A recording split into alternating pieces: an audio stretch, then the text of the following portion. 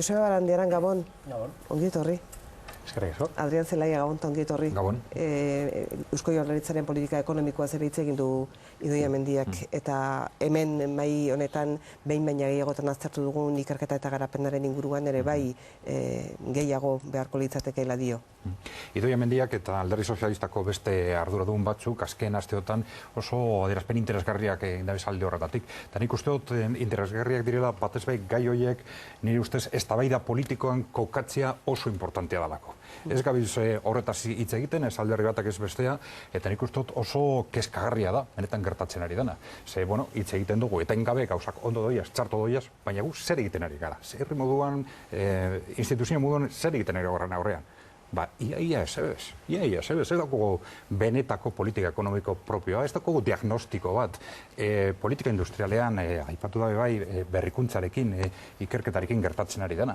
Ba, benetan oso asunto kezkagarria da. Benetan ez badugu hori eztabaida politikoan sartzen, ez dakit herri honekin edozein gauza gertatu leike epe luzera, epertainera gauza jungo dire, bueno, segun, mendebaldean goruntza badoia, goruntza, beruntza badoia, beruntza, baina konparatzen badugu, ez bakarriko oraingo gobernuarekin, eta 3 gobernu izan ditugu eta jokabide antzekoa izan da. Konparatzen badugu, krisaldi honetan gertatu dana, politika ekonomikarekin, eta orain 20-30 urte gertatu zena, ez dago konparaketarik. Orduan egon zan oso jarrera aktibo, konprometitua, indartsua, industria sustatzeko. Orain, engaldu dugu industria kapazitatearen 30%. Langabezia, badakigu zelan dagoen, ikerketa garapenean beruntza goiaz. Eta hori izango litzake guretzat importantena. Zentratu dugu politika ekonomikoak defizita eta zor politikan. Zergatik, Espainian hori egiten ari dalako. Baina hori da benetan gure arrazoa? Ez da. Eta hor zentratzen ari gara asuntoa. Hori, eta, klar, kontutan hartu behar dugu, adibidez, industria politika jendeak bezatzen dago, industriaz lan gauza asko egiten direla, argazkiak egiten direlako enpresariekin. Eta bihurtu dugu industria politiko, argazkiak ateratzean, hori bihurtu dugu, argazkiak ateratzea etengabe enpresariekin. Eta ez da hori, gauza asko egin behar dire, ez gabiltzala egiten, ez bakarrik egiten, diagnostikoa ez daukogu, reforma estrukturalak egiteko, eta hainbeste behar ditugu, egin behar denen hasierako hausnarketa ez dago eginda, hor nik uste dut oso egoera kezkagarrien gauzala, eta behintzat batek hori asunto hori mugitzen hastea oso importantea da. Joseba?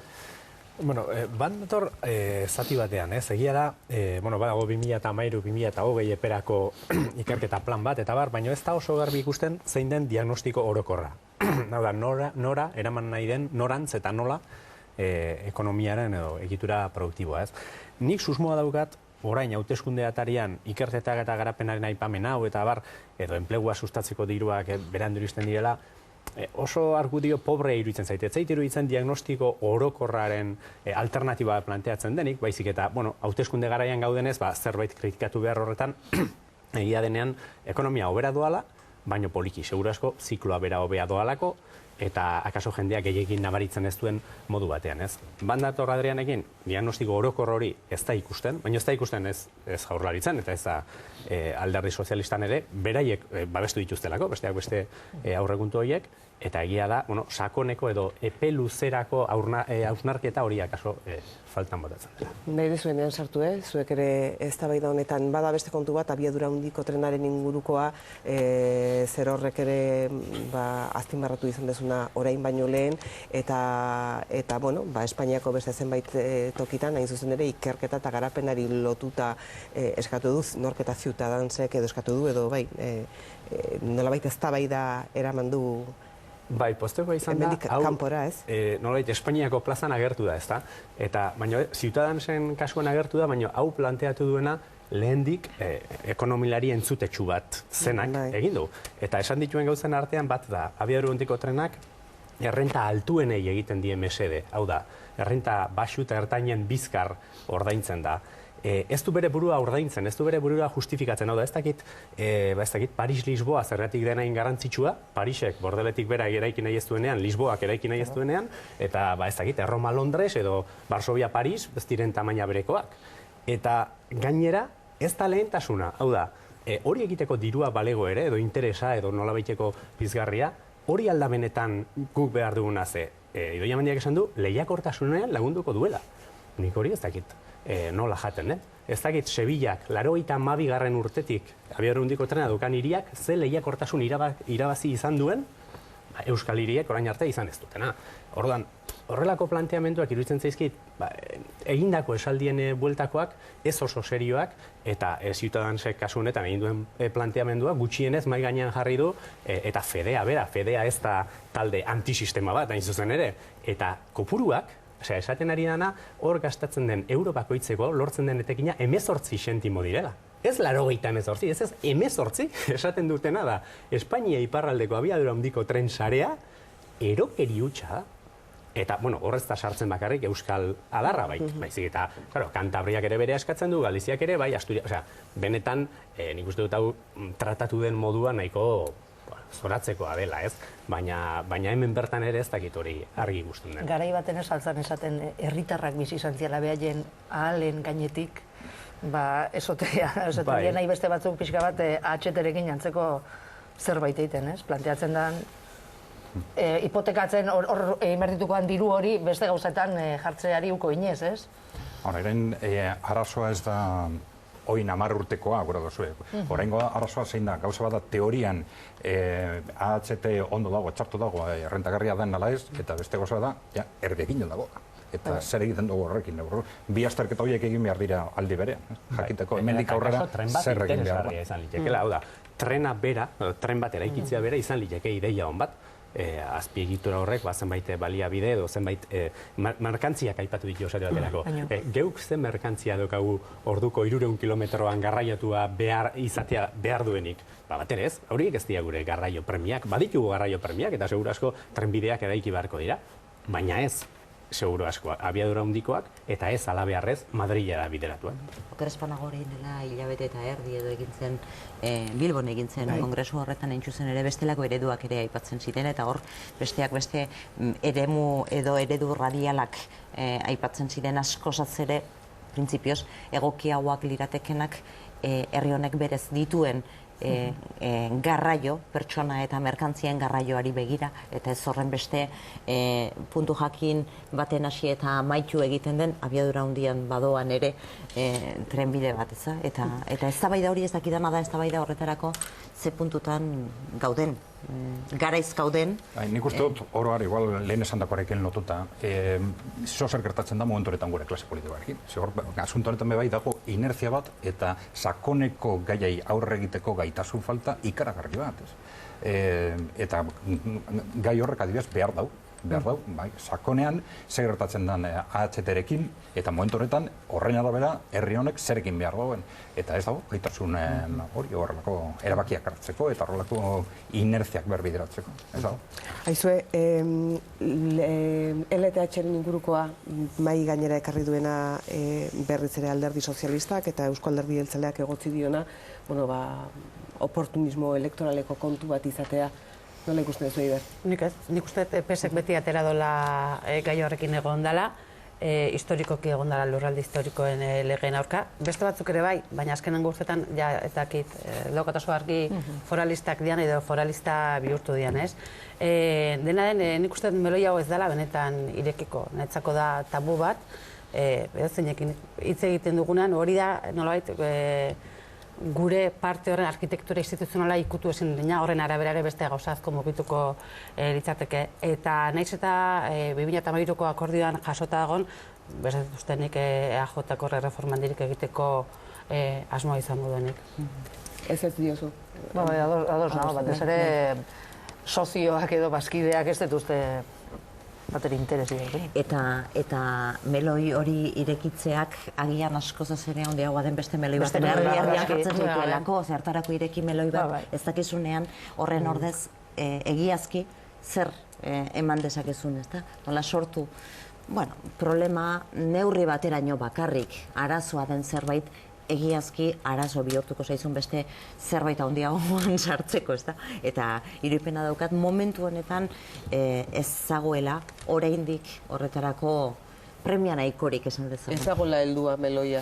Litekena. Adrian eta Joseba?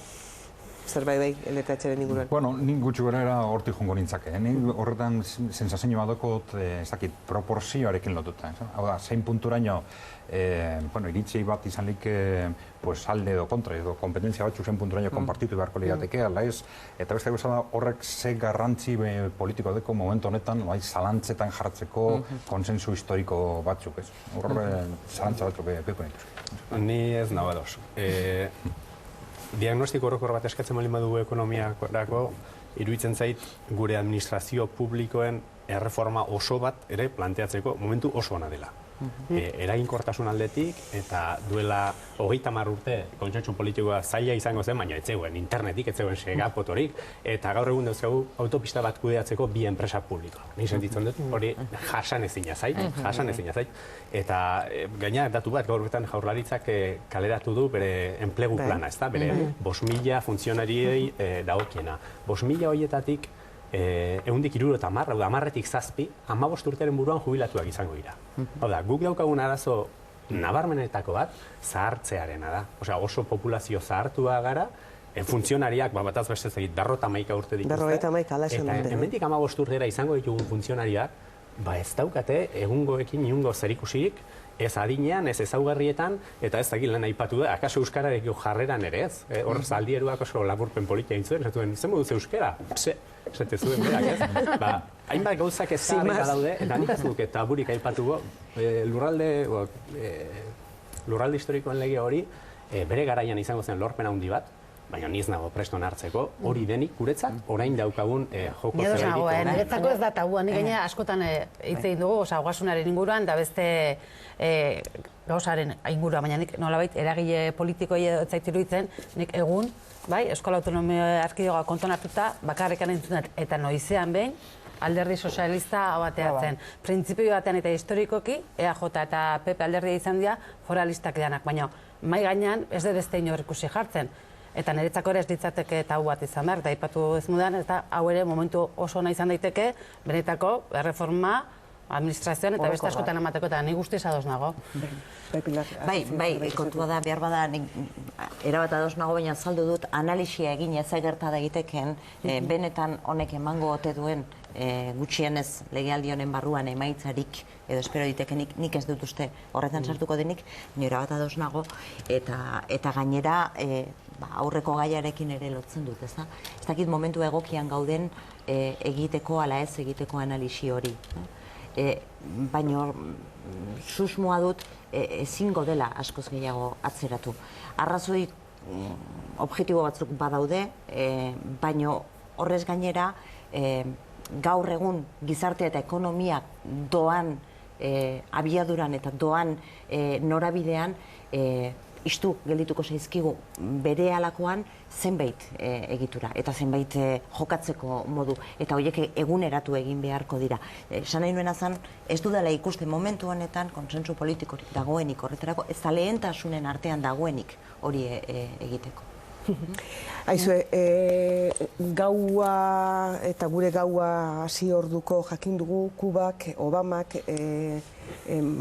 hobeto esan da ez Kubak, terrorismoa laguntzen dutenen zerrendatik ateratzeko argi behardea eman diola Kubari. Adrián? Bueno, ez dakit hori gai ekonomikoa den edo... Ez da, baina, gai mundiala da. Horire bai, Adrián, ez engainatu, Bueno, nik egiten duda interpretazioa ez da idoiak egin duena. Nik hori uste interpretatu behar dara estatu batuen aulesi egoeraren ondorio bezala. Eta aulesi horren ondorioz mugimendu batzuk gertatzen ari da, Iranekin azkenean akordio bat lortzea, horren beste urte borrokan egon eta gero. Aldi berean, Hego Amerika osoan gertatzen ari da oztopatu nahian Venezuelaren aurka horrenko gor jarriz, eta aste batzuk pasauta, Venezuela ez da gure arrisku bat, edo ez da benetako mehatxu bat, ez justo kontrako esana, eta Kubaren aldeko mugimenduak egin den, nik uste dut, dabilez nolabait frenteak, frenteak itzi nahian, frente batzuk itzi nahian, beste batzuk oso gogorrak gerotak gogorragoak aurrean dituztelako, bat herrialde emergenteak gerota indar handiago daukiez, eta batez be lehentasunak markatu nahian, orain eurentzat etxairik importantena, pues, Rusia eta Txina direnez, Ego Amerika osoa galtzen ari dira, eta batez be alba da frente batzuk itzi nahian. Horrela interpretatzen duzuk. Joseba? Bat nator, begira, gorabideetan dauden herrialde horiek, gaur egun dira, ez munduko ekonomiaren erdia. Baina 10 urteren buruan izango dira munduko ekonomiaren 2eren. Eta datozen hamarkadetan emango den hazkunde ekonomikoaren, ehundik 80 emango da Asia Pazifikoko herrialdeetan. Orduan, munduko ardatz ekonomiko hori mugitzen ari den honetan, Estatu Batuek zaukaten tema hori Kuba batekin edo Venezuela batekin bat estrategikoki sekulako akatsa da. Nik uste dut, beraien kezkak, benetako kezkak aurrera begira, askoz gehiago egongo direla, seguru asko Txinara begira, edo, eta kaso Rusiara, eta alde hortatik Kubarekin, hau da, Kubari esatea terrorismoa babesten duen herrialde bat dela, bueno, ez dakit. Seriotan behiratuta, nahiko txantxa bezala dirudi, ez? Baina horrelako gauzak gertatzen dira. Esate bateako, honekin ez dagoa zer ikusi, baina anekdota bezala, beti aipatzen dugu, merkatua, eta zera, eta estatu laguntzak, eta bar, Frantziako estatuak erabaki du, 1.000 milioi euro bideratuko dituela, lehenaz gain Renaulteko akzio gehiago erosteko, zertarako eta bere kontrol ahalmena mantentzeko, ezta? Ze hor, Renaulten barruan, akzioek boto eskubide ezberdina dute, aspaldiko akzioak diren arabera, eta bar, eta horrelako movimentu bat egiten du, Frantziak bezalako estatu batek, baina ez dio, txintik. Guztiok normaltza jotzen du. Osea, esan nahi dut, badaude zenbait gertaera, boterea islatzen dutenak besterik gabe, ez? Eta nik uste dut, estatu batuei Kubak ez diela ajola, eta horregatik endu dutela. Benetan, beste gai batzutara joan nahi dutelako, eta ez dago besterik horregatzen. Asiaz eta hitz egingo dugu geroxeago, baina orain zuekin hitz egin nahi duke Obamak iragarritako honen inguruan. Kubako egoera eta negozioak eta egiten bitxia bada ere urteak eman dituen lagun batek esaten zian, oain ja ez da estatu batu errei ere, etzaile inporta Kuba. Orduan, ura ja, azkenengo muga, azkenengo frontera hori izan, ez da? Nik uste dut, isten ari dela nolabait, hor, geratzen ziren historiatik zetozen zenbait elementu propagandistikoak ere baitartean isten ari dela Obama, eta Ego Amerikak munduko agendan duen pisua ere islatzen du horrek nire ustez. Eta hori alde horretatik kezkagarria iruditzen zait, interpretatzen baldin badugu pisu hori galera bat bezala edo ardatz hori gertatuko diren mugimenduetan Ego Amerikari, Amerika Latinari oso gutxi tokatuko zaiola edo aurre ikuspenen arabera bintzat ikuste daitekeela hor, ezta? Positiboa eta behingoz egin beharrekoa zela ere bai iruditzen zait, baina zalantza gelditzen zait, ea oraingoan nork atera beharko luken estatu batuak bestelako basakerien zerrendetatik. Zein den, momentu honetan estatu batuak bedeinkatu albaldin baditu estatuak. Nork bedeinkatu beharko duen edo nork garbitu beharko ditu pendiente dituen aferak eta asko dira Obamaren gobernua bera, ez da? Ider? Ez dakite, Obamaren azkenengo hilabetetako mugimendu hauen atzetik zer dagoen, ez? Baina, ikusirik kubatarrek edo kubatar gehienek nolabait posik hartu dutela aldaketa hau, eta bati bat blokeo ekonomikori erreparatuz, esa jola izateko 50 urte ondo ordaindu dituzte kubatarrek, orduan zentzurretan berdin zait zergaitik edo interes utza izan den edo estrategikoa den edo oso posik joan nahi duen Obamak, kubatarren egoera sozial, ekonomiko eta politikoa hobetzen bada. Nik uste bakearen Nobel sari hura oain merezi nahi dula, itxura hori eman nahi dula, eman zilotena debalde, itxura hori eman nahi dula, baina erabat garbi daula, dauzkela atzeko atetik etxean bertan, eta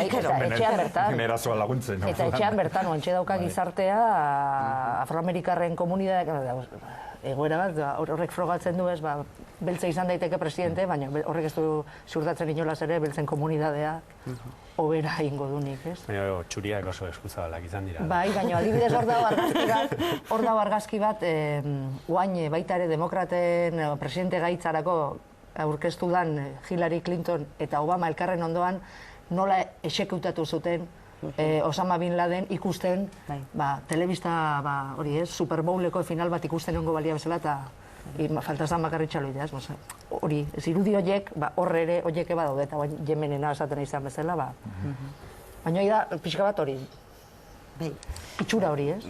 Bueno, aukera du, jaki hurbiltzen ari da asko eta asko Kubara, eta ni poste naiz dudik ez.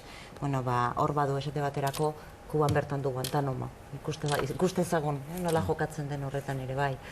Nik uste dute, momentu historikoaren edo ziklo historiko baten amaiera berez gertatzen ari zena, naiz eta falta ziren eta beharrezkoak ziren eta oso bereiziki bertako Kubako herritarren eguneroko bizitza baldintzatu izan dutelako neurri burugabe hauek urtetan eta urtetan.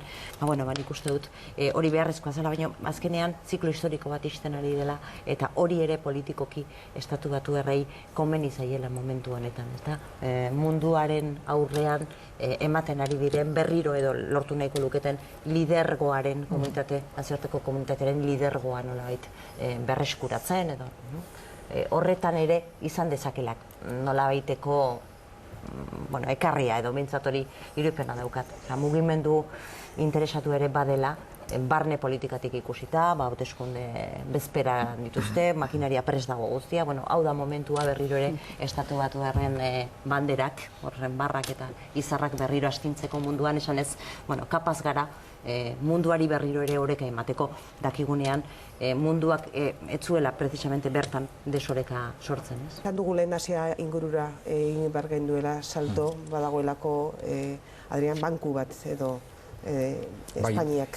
Proiektu horretaz hitz egin dugu aurreko saio baten, albistea da Espainia erabaki duela bebai proiektu horretan sartzea. Hori ikuspegi geopolitikotik dago nabel lotuta orain arte esandakoarekin, da oso adierazgarria ikusteko zein puntuaino eta ze abiadurarekin estatu batuak galtzen ari direna indarra munduan. Hau da, garaipen geopolitiko oso argi bat Txinaren partetik eta porrot politiko ikaragarri bat estatu batuen entzat.